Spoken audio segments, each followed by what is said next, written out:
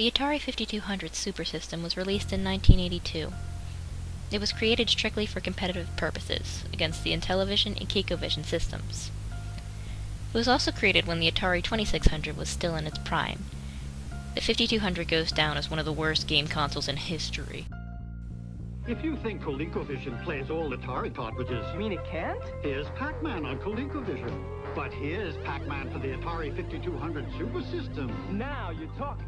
And it doesn't work on ColecoVision. But won't their adapter? It won't play Super System cartridges. Not pole position? Not this pole position. Not centipede? Not this centipede. The system only had about 70 games, most of which were modified remakes, and it wasn't backwards compatible with the 2600.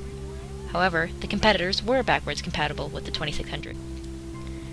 The 5200 tried to sell a converter to combat this issue, though it was too little too late.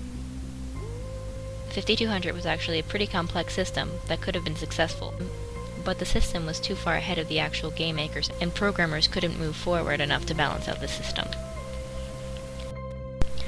However, the Atari 5200's biggest failure was its cruddy controller.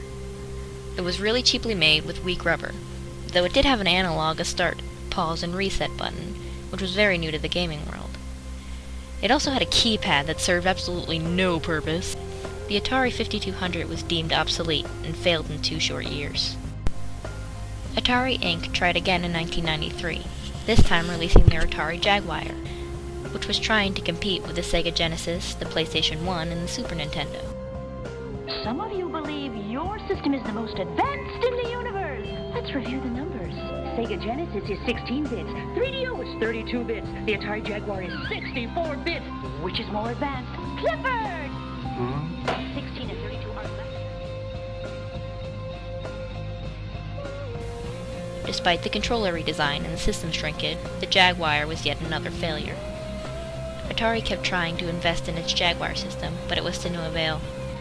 Atari was soon after bought out in the late 1990s. The ownership was bounced around between companies for years. You don't hear much about Atari now.